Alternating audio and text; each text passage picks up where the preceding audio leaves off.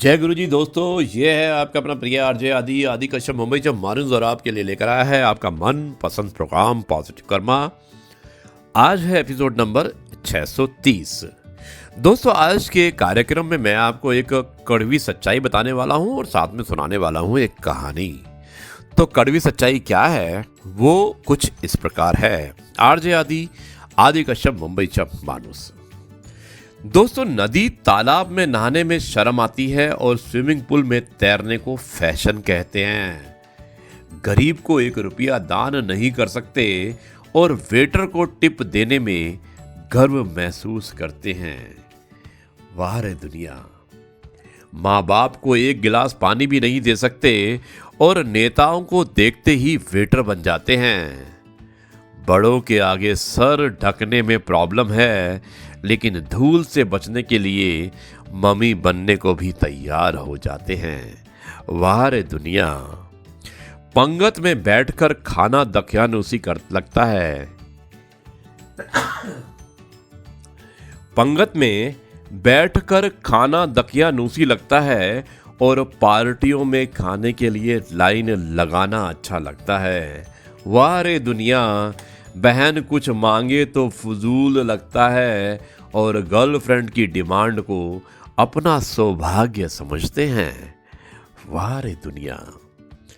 गरीब की सब्जियां खरीदने में इंसल्ट होती है। ध्यान से सुनिएगा कि गरीब की सब्जियां खरीदने में इंसल्ट होती है और शॉपिंग मॉल में अपनी जेब कटवाना गर्व की बात समझते हैं और बाप के मरने पर सिर मुंडवाने में हिचकते हैं और गजनी लुक के लिए हर महीने गंजे हो सकते हैं।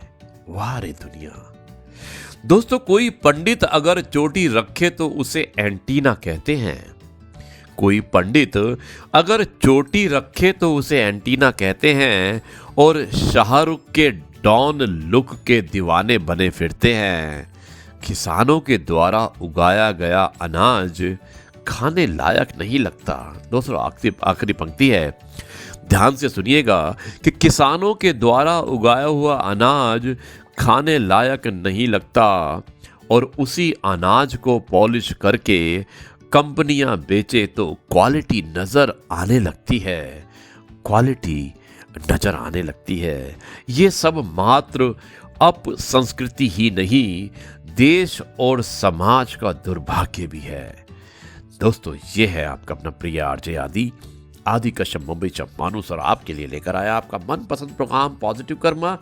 अब मैं इस कार्यक्रम को यहीं पर समाप्त करता हूँ और कल आपसे एक बार फिर मुलाकात होगी किसी नए कार्यक्रम में। तब तक के लिए कहता हूँ नमस्कार, जय हिंद, वंदे मातरम। साथ में आज मैंने कहानी नहीं सुनाई है और आप चाहें तो मैं कहानी भी सुना सकता हूँ और शुरुआत करता हूँ इस कहानी की। आरजे आदि कुछ अलग हो जाए, इसमें सुनाता हूँ एक कहानी जिसका शीर्षक है हमारा भी एक जमाना था। मुझे भी लगे एक कहानी भी पसंद आएगी। थोड़ी लंबी कहानी है लेकिन कहानी सुनाना बहुत ज़रूरी है और कहानी का शीर्षक है हमारा भी एक जमाना था। शुरुआत करता हूँ इस कहानी की कुछ इस प्रकार। दोस्तों, खुद ही स्कूल जाना पड़ता था, इसलिए साइकिल बस आदि से भेजने की रीत नहीं थी। स्कूल भेजने के बाद कुछ अच्छा बुरा होगा ऐसा हमारे माँ बाप कभी सोचते भी नहीं थे। उनको किसी बात का डर भी नहीं होता था। पास ना पास यही हमको मालूम था। परसेंटेज से हमारा कभी संबंध भी नहीं था। ट्यूशन लगाई है ऐसा बताने में भी शर्म आती थी, क्योंकि हमको ढपोर शंख समझा जा सकता था और किताबों में पीपल के पत्ते, विद्या के पत्ते, मोर पंख रखकर हम होशियार हो सकते थे, ऐसी हमारी धारणाएं थी। कपड़े की थैली में, बस्तों में और बाद में एल्यूमिनियम की पेटियों में किताब कॉपियाँ बेहतर तरीके से जमा कर रखने में हमें महारत हासिल होती थी। हर साल जब नई क्लास का बस्ता जमाते थे, उसके पहले किताब कॉपी के ऊपर रद्दी पेपर की जिल्द चढ़ाते थे और यह काम एक वार्षिक उत्सव या त्योहार की तरह होता था। साल खत्म होने के बाद किताबें बेचना और अगले साल की पुरानी किताबें खरीदने में हमें किसी प्रकार की शर्म नहीं थी। हमारे माता पिताजी को हमारी पढ़ाई का बोझ ये है ऐसा कभी नहीं लगा। किसी दोस्त के साइकिल के अगले डंडे पर और दूसरे दोस्त के पीछे कैरियर पर बिठाकर गली गली में घूमना हमारी दिनचर्या थी। हम ना जाने कितना घूमे होंगे। स्कूल में सर के हाथ से मार खाना, यानी कि अपने टीचर के हाथ से मार खाना, पैर के अंगूठे पकड़कर खड़े रहना और कान लाल होने तक मरोड़े जाते वक्त हमारा ईगो कभी आगे नहीं आता था।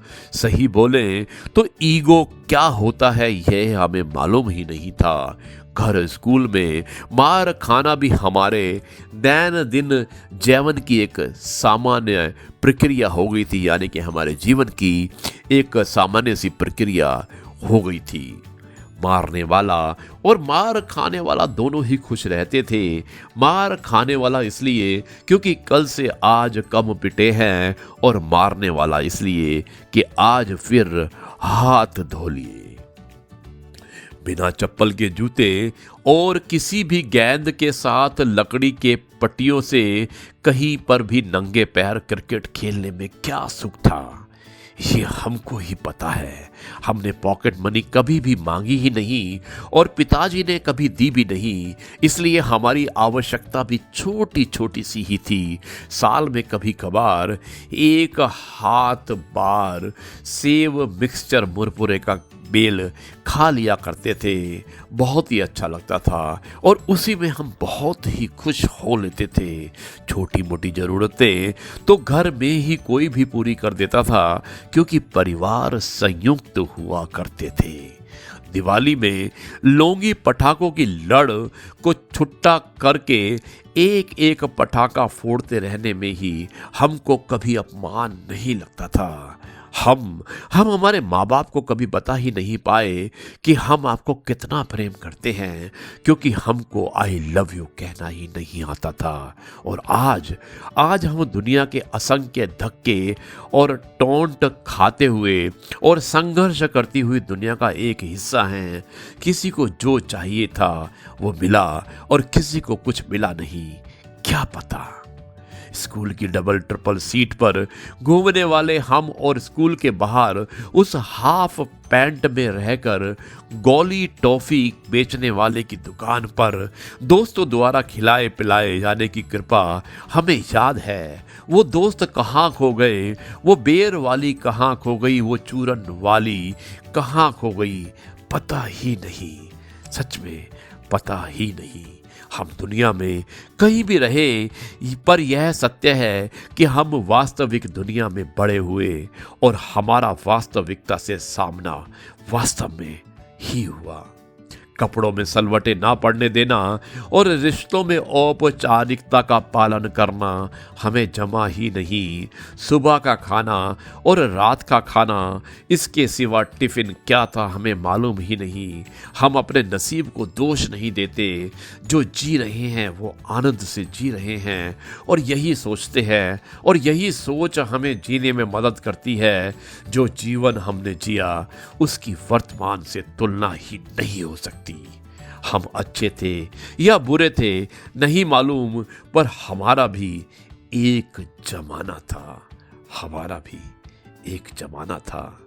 दोस्तों, ये थी कहानी, और जिसमें हमने एक बहुत ही अच्छी और मार्मिक बात को छेड़ा है, जिसका शीर्षक था हमारा भी एक जमाना था। मुझे उम्मीद है कि ये कहानी आपको पसंद आई होगी। अब मैं इस कार्यक्रम को यहीं पर समाप्त करता हूँ और कल आपसे एक बार फिर मुलाकात होगी कुछ नई बातों के साथ। तब तक के लिए कहता हूँ नमस्कार, जय हिंद, वंदे मातरम, भारत माता की जय। जय जवान, जय किसान, जय गुरु जी, शुक्राना गुरु जी।